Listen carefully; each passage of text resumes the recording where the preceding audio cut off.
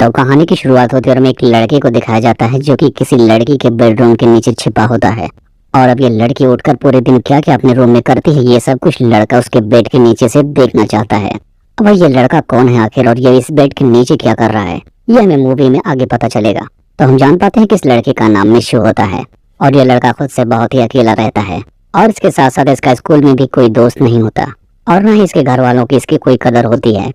और इस वजह से मिशु को ये बात बहुत ही चुभती है और जब उसके क्लास के ग्रुप की फोटो खींच रही होती है तो मिशु उसमें भी नहीं होता और इस बात से उसके स्कूल टीचर को भी कोई खास फर्क नहीं पड़ता। और अब हम इस बात से अंदाजा लगा सकते हैं कि इस दुनिया में ही मिशु का होना या ना होना कोई मायने नहीं रखता और किसी को उससे कोई फर्क नहीं पड़ता। अब एक दिन हम देखते हैं कि मिशु लाइब्रेरी में बैठा हुआ पढ़ाई कर रहा होता है, लेकिन तब तक उसके पीछे बैठी हुई लड़की उसका नाम लेकर उसे बुलाती है और उसे देखने के बाद मिशु के होश ही उड़ जाते हैं क्योंकि पहली बार इसे किसी ने नाम लेकर बुलाया था, वो भी एक लड़की ने। और हम जान पाते हैं कि इस लड़की का नाम सासाकी है और हम जान पाते हैं कि सासाकी यहाँ पर इसकी बहुत हेल्प करती है।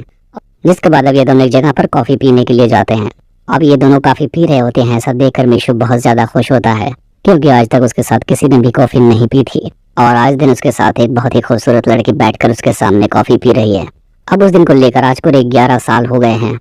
क्योंकि उस दिन के बाद से मिशु ने सासाकी को कभी नहीं देखा और मिशु 11 साल से सासाकी को ढूंढ रहा होता है और बहुत ढूंढने के बाद आखिरकार मिशु को सासाकी का घर दिख जाता है। अब यहाँ पर हम देखते हैं कि मिशु सासाकी को छुपकर देखता है जो कि पहले जैसी नहीं रही। यहाँ पर वो देखता है कि वो बहुत ही कमजोर हो चुकी है और बहुत ज्यादा उदास रहती है और इसके साथ साथ उसे दूसरे लोगों से कोई भी लेना देना नहीं है। अब यहाँ पर मिशु उसके सामने खड़ा होता है लेकिन सासाकी बिना उसे पहचाने उसे छोड़कर आगे निकल जाती है क्योंकि इन दोनों को बिछड़े लगभग 11 साल गुजर चुके हैं। अब हम देखते हैं कि मिशु एक शॉप खोल लेता है जो कि सासाकी के घर के बिल्कुल सामने होता है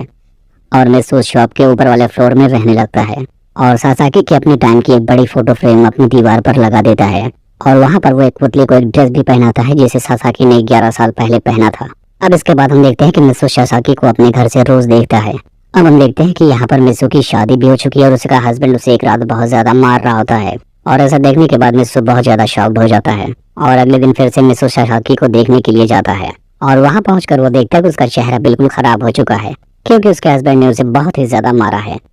अब इसके बाद मिशु सासाकी को खुश करने के लिए उसके घर पर एक बड़ा सा गुलदस्ता और नोट उसके दरवाजे पर छोड़कर चला जाता है और उस गुलदस्ते में लिखा होता है कि हमें हमेशा खुश रहना चाहिए। लेकिन सासाकी उन नोटों को और फूलों को कचरे में डालकर चली जाती है क्योंकि उसे इन सब चीजों से कोई भी फर्क नहीं पड़ता क्योंकि वो आजकल अपनी जिंदगी में सबसे ज्यादा टॉर्चर सह रही है। अब इसके बाद हम देखते हैं कि एक दिन सासाकी उसकी शॉप पर आती है और वहाँ से एक फिश एक्वेरियम खरीदती है।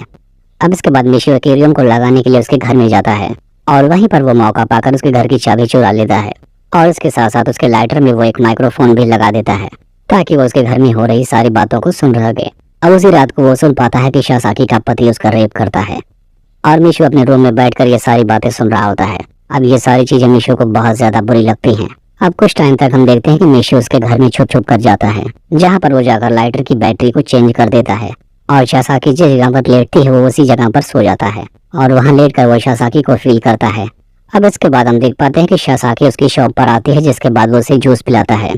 और इस वक्त मिशु अपने पुराने वक्त को याद कर रहा होता है। अब सासाकी के वहाँ से जाने के बाद वो उसके जूठे कप को किस करता है और वो फिर से डायपर पहनकर उसके रूम में चला जाता है और उसी के बेड के नीचे छिप जाता है और इस वक्त वो बेड के नीचे ये आवाज सुनता है कि उसका हस्बैंड उसका रेप कर रहा है और ये सब कुछ मिशु देख और सुन रहा था। लेकिन तब तक एक दिन सासाकी के हस्बैंड को वही नोट मिल जाता है जो कि मिशु ने सासाकी को हमेशा खुश रहने के लिए लिख कर दिया था। अब उसके हस्बैंड को लगता है कि सासाकी का चक्कर किसी और के साथ चल रहा है, इसलिए सासाकी का हस्बैंड उसे बहुत ज्यादा मारता है और इसके साथ साथ उसे ले जाकर वो पानी में भी डुबा देता है जिसकी वजह से सासाकी बेहोश हो जाती है और फिर उसका हस्बैंड आराम से बेडरूम में जाकर सो जाता है। और अब जब सब कुछ शांत हो जाता है तब मिशु जाकर सासाकी को पानी से बाहर निकालता है और उसके ऊपर कंबल डालकर वहां से चला जाता है। अब यहाँ पर सासाकी को लगने लगा था कि उसके घर में कोई है जो कि उसकी परवाह करता है। अब इसके बाद हम देखते हैं कि एक दिन मिशु सपना देख रहा होता है जिसमें वो सासाकी के साथ सब कुछ कर रहा होता है जो कुछ वो आज तक करना चाहता था। अब यहाँ पर मिशु ने सोच लिया था कि अगर उसके हस्बैंड ने दोबारा से सासाकी को हाथ लगाया तो उसे मार डालेगा, जिसके बाद वो वापस से सासाकी के घर पे जाता है और इस रात वो पहुंचकर देखता है कि सासाकी अपने हस्बैंड से कह रही है कि उसे अपनी मॉम के घर पे जाना है क्योंकि उसकी मॉम हॉस्पिटल में है। लेकिन उसका हस्बैंड उसे वहां जाने से मना कर देता है। लेकिन ऐसा देखकर उसे बहुत गुस्सा आता है और वो सासाकी के हस्बैंड को जाकर एक थप्पड़ मारता है। अब इसकी वजह से उसका हस्बैंड उस पर बहुत ज्यादा चिल्लाता है जिसकी वजह से उसे बहुत ज्यादा मार भी पड़ती है और अब वो फिर से उसका रेप करने लगता है। लेकिन ये सब कुछ मिशु देख रहा होता है और वो कुछ भी नहीं कर पाता और वो वापस अपने घर पर आ जाता है और वो शासाकी को बचा नहीं पाया, इस वजह से बहुत ज्यादा रोता है। अब वो अगले दिन देखता है कि शासाकी अपने बच्चे को लेकर वहां से भाग रही होती है। तब मिशु उसका पीछा करने लगता है, लेकिन उसके पीछा करने का कोई मतलब नहीं निकलता क्योंकि वो बहुत ज्यादा दूर निकल चुकी थी। अब इसके बाद हम देखते हैं कि शासाकी एक होटल में रुक जाती है, लेकिन तब तक वहाँ उसका हस्बैंड भी आ जाता है और उसे वहाँ पर फिर से मार पीट कर उसे अपने घर ले जाने लगता है और यहाँ पर वो उसे जान से मारने की कोशिश करता है।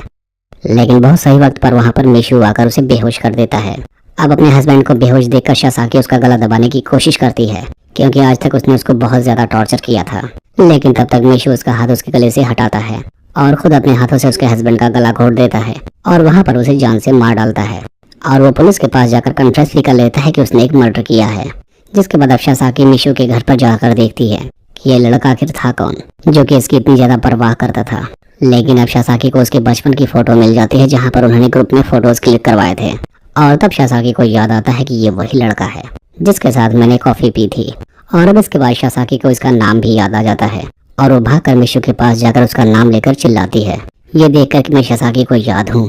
और ये सुनकर वो बहुत ही ज्यादा खुश होता है और उसे एक हल्की सी स्माइल देता है और इसी को दिखाते हुए इस मूवी का यहीं पर एंड हो जाता है।